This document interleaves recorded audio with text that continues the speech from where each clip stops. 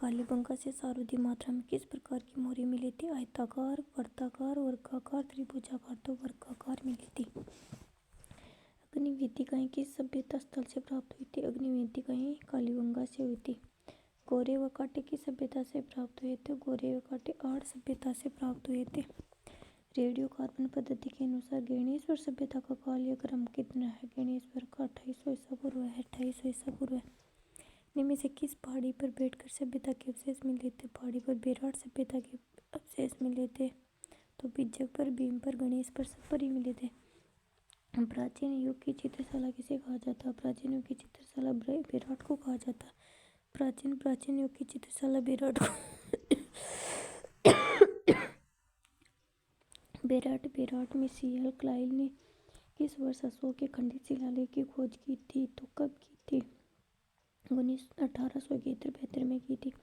बेराट सभ्यता स्थल से इंडो ग्रीक शासकों की कितनी मुद्राएं प्राप्त होती है? बेराट सभ्यता से 28 मुद्राएं प्राप्त हुई थी। हुन शासक महिरकुल ने किस सभ्यता स्थल का विध्वंस किया था? बेराट का किया था।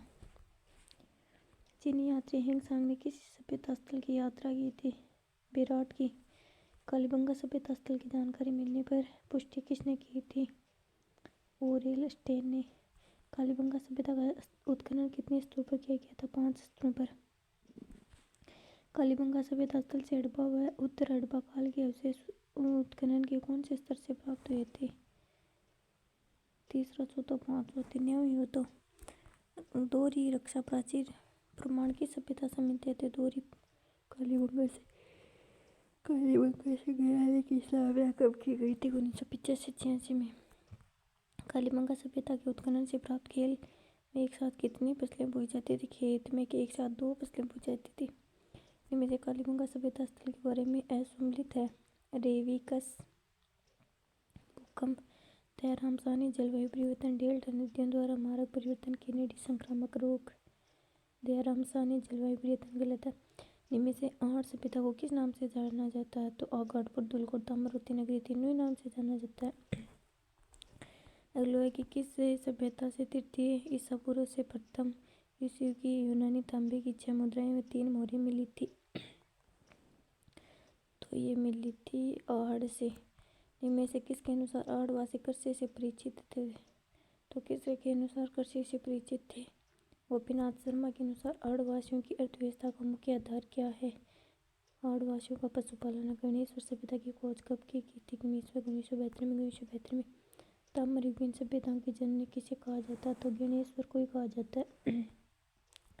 यूनानी शासक मिनेंडर की 16 मुद्राएं किस स्थान से प्राप्त हुई थी?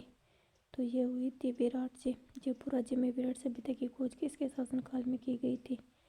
तो ये मान सिंह था। कौन था?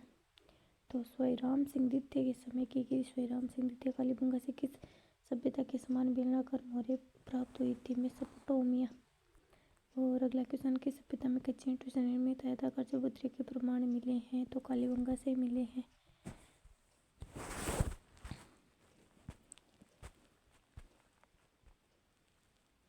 अगला क्वेश्चन है कि आड़ में 1956 में उत्खनन किसके द्वारा किया गया था? तो आड़ में 1956 में उत्खनन किया गया था आर.सी. अग्रवाल के द्वारा। अगला क्वेश्चन है कि किस स्थान पर उत्खनन से प्राप्त मुद्रा पर एक तरफ त्रिभुज और दूसरी तरफ यूनानी देवता अपोलो का चित्र था? तो यह आड़ से था। अगर पत्थर से निर्मित मकान और बंदूक के साक्ष्य किस स्थान से प्राप्त हुए थे? तो गणेश्वर से हुए थे। कालीबंगा सभ्यता से अंत्येष्टि क्रिया की कौन सी विधि के प्रमाण मिले हैं? तो ये पूर्ण समाधान, आंशिक समाधान, प्लस समाधान। में से किस इतिहासकार ने कालीबंगा को सिंधु घाटी सभ्यता की तीसरी राजधानी कहा था? दशरथ शर्मा ने कहा था।